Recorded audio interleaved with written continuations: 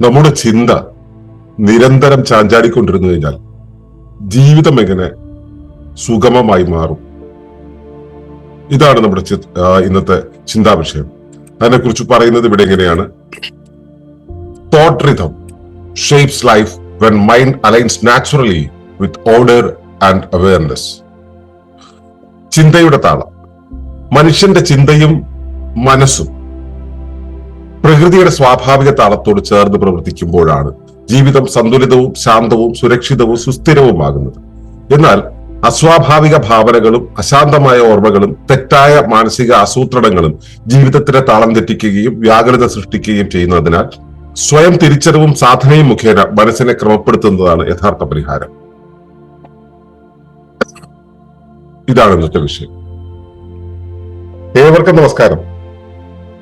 ശുഭകരമാകട്ടെ, ദിനം സന്തോഷകരമാവട്ടെ, സൗഖ്യകരമാകട്ടെ, അനുഭവങ്ങളും അനുഭൂതികളും നമ്മേവരെയും നയിക്കുമാറാകട്ടെ. മനസ്സിന്റെ താളം. മനസ്സിന്റെ താളം ശരിയായാലാണ് ജീവിതത്തിന്റെ താളം ശരിയാവുക എന്ന് നമ്മൾ സംസാരിച്ചു.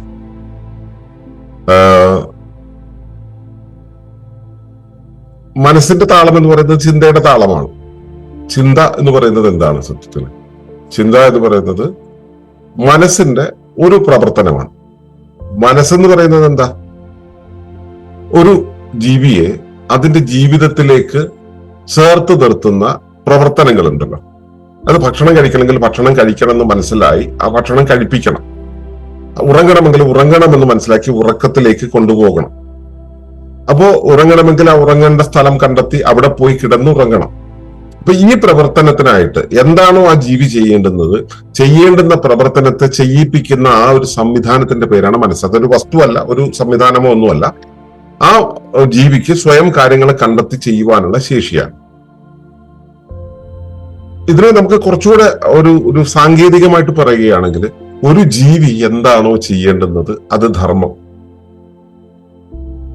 ഞാൻ ഇപ്പോ എന്റെ കുഞ്ഞിനെ എടുത്തുകൊണ്ട് നടക്കേണ്ടതുണ്ട്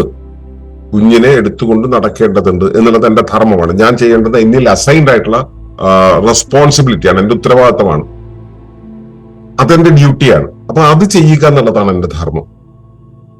പക്ഷെ ഞാൻ എന്താ ചെയ്യുക? ഞാൻ അതിന് ഈ കുഞ്ഞിനെ എടുത്ത് നടക്കുന്നതിന് പകരം കുഞ്ഞിനെ ഉന്തുവണ്ടിയിൽ ഇട്ട് നടക്കുന്നു. അല്ലെങ്കിൽ ഞാൻ ഒരു വേലക്കാരനെ വെച്ചിട്ട് അല്ലെ വേലക്കാരിയെ വെച്ചിട്ട് അയാളെ കൊണ്ട് എടുപ്പിക്കുന്നു. ഇതാണ് ഞാൻ ചെയ്യുന്നത്. ചെയ്യേണ്ടത് ഞാൻ കുഞ്ഞിനെ ക്യാരി ചെയ്യുക എന്നുള്ളതാണെങ്കിൽ ചെയ്യുന്നത് ക്യാരി ചെയ്യലല്ല, ഞാൻ വേറെന്തോ ആണ് ചെയ്യുന്നത്. എന്നിട്ട് കുഞ്ഞിനെ ആ ഒരു കാര്യത്തിലൂടെ കടത്തിക്കൊണ്ടുപോയി എന്ന് വിശ്വസിക്കുന്നു. ആ ചെയ്യുന്ന കാര്യത്തിന്റെ പേരാണ് കർമ്മം. അപ്പോ ആരാണ് ഇങ്ങനെ ഈ ഉന്തുവണ്ടിയിൽ ഇട്ടിട്ട് കുട്ടിയെ കൊണ്ടുപോകാം അല്ലെങ്കിൽ ഒരാളെ കൊണ്ട് എടുപ്പിക്കാൻ തീരുമാനിച്ചത്? ചെയ്യേണ്ടുന്ന കാര്യങ്ങളെ ചെയ്ത കാര്യങ്ങളാക്കി മാറ്റുന്നത് മനസ്സാണ്. ധർമ്മത്തെ കർമ്മമാക്കി മാറ്റാനുള്ള ആസൂത്രണ പ്രക്രിയയുടെ പേരാണ് മനസ്സ്. ഈ മനസ്സെന്ന് പറയുന്നത് കുറേയേറെ ഘടകങ്ങൾ ചേർത്തിട്ടാണ് ഉണ്ടാവുന്നത്. അതായത് നമ്മൾ പുറം ലോകത്ത് എന്താണ് സംഭവിക്കുന്നത് എന്നുള്ളത് നമ്മളോട് സംവദിക്കുന്നത്, പുറം ലോകത്ത് എന്താണ് ഉള്ളത് എന്നുള്ളത് നമ്മളോട് സംവദിക്കുന്നത് ഇന്ദ്രിയങ്ങളാണ്. ഈ രണ്ട് ഘട്ടങ്ങൾക്കിടയിലുള്ള ആ കണക്ടിങ് എലമെന്റിന്റെ പേരാണ് ഗ്രഹിക്കുക എന്ന് പറയുന്നത്. അതിന് ഇന്ദ്രിയങ്ങൾ ഉപയോഗിച്ചിട്ടാണ് ചെയ്യുക. അപ്പൊ ജ്ഞാനേന്ദ്രിയങ്ങൾ ഉപയോഗിച്ചിട്ട് ഞാൻ ഗ്രഹിക്കുന്നു. എന്നിട്ട് ഇപ്പോൾ ഇതാണ് അവസ്ഥ. അതിനു മുമ്പുള്ള അവസ്ഥ എന്തായിരുന്നു? അവിടെ ഓർമ്മയുണ്ട്. ഈ ഓർമ്മ എങ്ങനെയാണ് ഉണ്ടായത്? ആദ്യമായിട്ട് നമ്മൾ പാല് കുടിക്കുന്ന സമയത്ത്, ആദ്യമായിട്ട് അമ്മയുടെ വയറ്റിൽ വന്ന് പാല് കുടിക്കുന്ന സമയത്ത് നമുക്ക് കാര്യങ്ങളൊന്നും അറിയില്ല, വെറും ഗ്രഹിക്കല് മാത്രമേ ഉള്ളൂ. ആദ്യമായിട്ട് ഗ്രഹിച്ചപ്പോ ഇങ്ങനെയാണ്, അമ്മയുടെ മാറിടം എവിടെയാണ്, ഞാൻ ഇങ്ങനെ പോയിട്ടാണ് കുടിച്ചത് എന്നുള്ള ഒരു കാര്യമുണ്ടല്ലോ. ഈ കാര്യത്തെ കരുതി വെച്ചു. അടുത്ത പ്രാവശ്യം വീണ്ടും അത് തന്നെ ഈ തുടക്കം മുതൽ ഈ പ്രോസസ് എല്ലാം ചെയ്യാതിരിക്കാൻ വേണ്ടിയിട്ടാണ് ഇത് കരുതി വെച്ചത്. അപ്പൊ പിന്നെ ഈ കാര്യത്തെ റിപ്പീറ്റ് ചെയ്താൽ മതിയല്ലോ. അങ്ങനെ കരുതി വെച്ച കാര്യത്തിന്റെ പേരാണ് ഓർമ്മ. അപ്പോ മനസ്സ് ചെയ്യുന്നത് ഇന്ദ്രിയങ്ങളിൽ നിന്ന് ഒരു കാര്യം കിട്ടുന്ന സമയത്ത് ഇതിന് മുമ്പ് അത് കണക്ട് ചെയ്തിട്ടുണ്ടോ, മുമ്പ് ഉപയോഗിച്ചിട്ടുണ്ടോ എന്ന് നോക്കും, ഓർമ്മയിലുണ്ടോ എന്ന് നോക്കും. പിന്നെ നമുക്ക് അകത്തുനിന്ന് ഒരു വിളിയുണ്ട്, എനിക്ക് ഭക്ഷണം വേണം, അല്ലെങ്കിൽ എനിക്ക് ഇന്നടത്തേക്ക് എത്തണം, ഇന്നതാണ് വേണ്ടത് എന്നുള്ളത്, അല്ലെ? നമുക്കറിയാമല്ലോ, എനിക്ക് ഇന്നത് വേണം, നമുക്കറിയാം. ആ അറിവിലേക്കുള്ള ഒരു ശ്രദ്ധയുണ്ട്, നമുക്ക് ഒരു പോയിന്റിങ് ഉണ്ട്. നമുക്ക് വിശപ്പാണെങ്കിൽ ആ വിശപ്പുള്ള ഭാഗത്തേക്ക് നമ്മൾ പോകും. നമ്മൾ ഒരാൾ നിർത്താതെ നമ്മളോട് വർത്താനം പറയുന്ന സമയത്ത് ദാഹം വന്നു എന്നിരിക്കട്ടെ, നമ്മൾ പതുക്കെ അവിടെ വെള്ളമുള്ള സ്ഥലത്തേക്ക് പതുക്കെ നീങ്ങും. എന്നിട്ട് നമ്മൾ ഇയാളെ കേട്ടുകൊണ്ട് തന്നെ വെള്ളം എടുത്ത് കുടിക്കും. അപ്പോ നമ്മുടെ മനസ്സിന് അങ്ങോട്ടേക്ക് ഒരു ആക്കമുണ്ട്. ആ ആക്കം, അതാണ് പ്രത്യാശ എന്ന് പറയുന്നത്. ഈ പ്രത്യാശയിലേക്ക് നമ്മളെ കൊണ്ടുപോകുന്ന ഒരവസ്ഥ, ആ ഡയറക്ഷനിലേക്ക് കൊണ്ടുപോകുന്ന ഒരവസ്ഥ. ഇതാണ് ഭാവിയുടെ പരിപാടി. ഈ ഭൂതകാലത്തുള്ള പരിപാടിയാണ് ഈ ഓർമ്മ എന്നുള്ളത്. അപ്പൊ ഇന്ദ്രിയങ്ങളിൽ നിന്ന് ഒരു കാര്യം കിട്ടി, അത് പൂർവ്വകാലത്തുള്ളതാണോ നമ്മൾ നോക്കി, ഭാവിയിൽ എന്താണ് വേണ്ടതെന്ന് നോക്കി, ഈ അങ്ങോട്ട് പോകണമെന്നുണ്ടെങ്കിൽ ഞാൻ എന്തൊക്കെ ചേർന്നതാണ്, എനിക്ക് ആ കഴിവുണ്ടോ, എന്റെ ഉള്ളിൽ അതിനുള്ള സംവിധാനമുണ്ടോ, അതിനുള്ള റിസോഴ്സ് ഉണ്ടോ എന്നുള്ളത് ആത്മപരിശോധന നടത്തും. ഈ കാര്യങ്ങളെല്ലാം നടത്തിയിട്ടാണ് അങ്ങോട്ട് പോകണോ വേണ്ടയോ തുടങ്ങിയ കാര്യങ്ങളെല്ലാം തീരുമാനിക്കുന്നത്. ഈ ആസൂത്രണ പ്രക്രിയയുടെ പേരാണ് മനസ്സ്.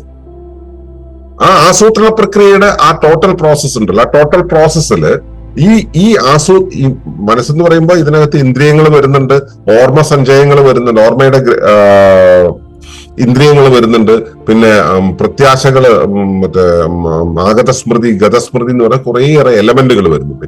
ഇതിൽ ഈ പ്രോസസ്സ് മാത്രം, അതിനെ എടുത്ത് ഇങ്ങോട്ടേക്ക് ഇട്ടു, ഇതിനെടുത്ത് അങ്ങോട്ടേക്ക് ഇട്ടു, അതിനെടുത്ത് ഇങ്ങോട്ടേക്ക് ഇട്ടു എന്ന് പറഞ്ഞാൽ ഈ അങ്ങോട്ടും ഇങ്ങോട്ടുമുള്ള ആ ചലനമുണ്ടല്ലോ, ശരീരത്തില് ബോധത്തിന്റെ, ഊർജത്തിന്റെ ആ ചലനമുണ്ടല്ലോ, ആ ചലനത്തിന്റെ പേരാണ് ചിന്ത. ചിന്തയ്ക്ക് ഒരു ഡിറക്ഷൻ ഉണ്ട്. ഏത് ദിശയിലേക്കാണ് ചിന്ത പോകുന്നത്, ആ ചിന്ത ആ വഴിക്ക് നമ്മുടെ ജീവിതം മുഴുവൻ പോകും. പക്ഷെ ചിന്തയ്ക്ക് ഒരു സ്വഭാവമുണ്ട്, അത് ഒരു ദിശയ്ക്ക് മാത്രമായിട്ട് പോലെ അതിലെ പോയിട്ട് പിന്നെ ഇതിലെ വന്ന് പിന്നെ ഇവിടെ നിന്ന് എടുത്ത് പിന്നെ അങ്ങോട്ട് പോയി ഇങ്ങോട്ട് പോയി ഇങ്ങനെ പോയിക്കൊണ്ടിരിക്കും. അതേസമയം നമ്മൾ ഈ ചിന്തയെല്ലാം ഇങ്ങനെ അങ്ങോട്ടും ഇങ്ങോട്ടും പോകുന്ന 100 ചിന്തയുടെ ആ 100 ചിന്തയെ പിടിച്ചിട്ട് ചൂല് പോലെ പിടിച്ചൊരു കെട്ടി വെച്ച് കഴിഞ്ഞാൽ അതിനെയാണ്, ആ ബണ്ടിലിനെയാണ് നമ്മൾ മറ്റേ പാരഡൈം എന്ന് പറയുക, കാഴ്ചപ്പാട് എന്ന് പറയുക. ഒരു കൂട്ടം ചിന്തകൾ ഒരുമിച്ച് ചേർത്ത് വെച്ചിട്ട് നമ്മളൊരു കാഴ്ചപ്പാട് ഉണ്ടാക്കും. അപ്പോ ഇതെല്ലാം കൂടെ ചേർത്ത് വയ്ക്കുന്ന സമയത്ത് ഇതെല്ലാം കൂടെ ഒരു ദിശയിലേക്ക് നയിക്കും. നമ്മുടെ കാഴ്ചപ്പാട് എന്താണ്, ഇതാണ് നമ്മുടെ ജീവിതാനുഭവമായിട്ട് പോകുന്നത്, നമ്മുടെ ഭാവി അതായിരിക്കും ഉണ്ടാവുക. ഈ ചിന്തയ്ക്കൊക്കെ തന്നെ അതിൻ്റെതായിട്ടുള്ള സ്വതന്ത്രമായിട്ടുള്ള ചലനങ്ങൾ ഉണ്ടല്ലോ. ആ സ്വതന്ത്ര ചലനങ്ങളെല്ലാം കൂടെ ചേർന്നിട്ട് ആ ഏകീഭാവത്തിൽ ചൂല് കെട്ടിയ പോലെ എല്ലാം കൂടെ ഒരു ദിശയ്ക്ക് വരുന്നതിനെയാണ് ചിന്തയുടെ താളം എന്ന് പറയുന്നത്. ചിന്തകൾ പല വഴിക്ക് പോകുന്നു, അതിനെ എല്ലാം കൂടെ ചേർത്തിട്ട് ഏകതാളത്തിലേക്ക് ആകുന്നതിനെയാണ് ചിന്തകളുടെ താളം എന്ന് പറയുക. ചിന്തയുടെ താളം ശരിയാണെങ്കിൽ ജീവിതത്തിലെ അനുഭവങ്ങളെല്ലാം ഒരു ദിശയ്ക്ക് പോയി അത് കൃത്യമായിട്ട് പോയിക്കൊണ്ടിരിക്കും. ഒരു കാര്യം മനസ്സിലാക്കേണ്ടത്, പ്രകൃതി എന്ന് പറയുന്ന സംവിധാനം, പ്രകൃതി വളരെ കൃത്യമായിട്ട് പ്രവർത്തിക്കുന്നുണ്ട്. പ്രകൃതിക്ക് ഒരു താളമുണ്ട്, ആ താളത്തിനനുസരിച്ച് പ്രവർത്തിക്കുന്നത് നമ്മൾ പഠിച്ചതാണ്. നമുക്കൊരു താളമുണ്ട്, നമുക്ക് സ്വതന്ത്രമായിട്ട് കാര്യങ്ങൾ പ്ലാൻ ചെയ്യാൻ പറ്റുന്നത് കൊണ്ട് നമ്മളിങ്ങനെ അതിന്റെ ചിന്തകളെല്ലാം അങ്ങോട്ടും ഇങ്ങോട്ടും വഴിതിരിക്കുകയൊക്കെ ചെയ്യും. നമ്മുടെ താളം പ്രകൃതിയുടെ താളമായി ചേർന്ന് പോയാലേ കാര്യങ്ങൾ ശരിയാവുള്ളൂ. നമ്മുടെ പ്ലാനിങ് എന്ന് പറയുന്നത് നമ്മുടെ സ്വതന്ത്രമായിട്ടുള്ള രീതിയിൽ തോന്നുന്ന ഡയറക്ഷനിലേക്ക് കൊണ്ടുപോവുകയാണ്. പ്രകൃതിയുടെ താളമായിട്ട് ചേർന്ന് പോകാൻ കഴിയില്ല.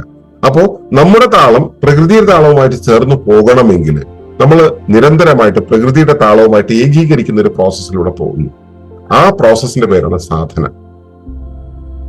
നമ്മുടെ ചിന്തയെ പ്രകൃതിയുടെ ചിന്തകളുമായിട്ട്, നമ്മുടെ പ്രവർത്തനത്തെ പ്രകൃതിയുടെ പ്രവർത്തനമായിട്ട് ഏകോപിപ്പിക്കാൻ വേണ്ടിയിട്ട് നമുക്ക് ചെയ്യാവുന്ന കാര്യമാണ് സാധന. ഈ സാധനയുടെ സമയത്ത് ചിന്തകളുടെ ഒരു വഴി എന്തായിരിക്കും?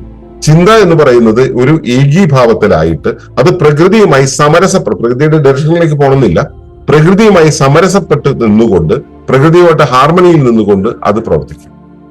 ആ സമയത്ത് നമ്മുടെ ജീവിതം എന്ന് പറയുന്നത് ഏറ്റവും ഈസി ആയിട്ടുള്ള ഒന്നായിരിക്കും. കൃത്യമായിട്ടുള്ള ഒരു ഡയറക്ഷനിലേക്ക് അത് പോകും, വളരെ പീസ്ഫുൾ ആയിരിക്കും. ഇതാണ് ചിന്തയുടെ താളം. ചിന്തയുടെ താളം ഉണ്ടെങ്കിൽ ജീവിതം സമരസപ്പെടുന്നത് ആരോഗ്യത്തിലായിരിക്കും. ചിന്തയുടെ താളം നടപ്പിലാക്കാനുള്ള ഏറ്റവും നല്ല മാർഗം എന്ന് പറയുന്നത് സാധനയാണ്.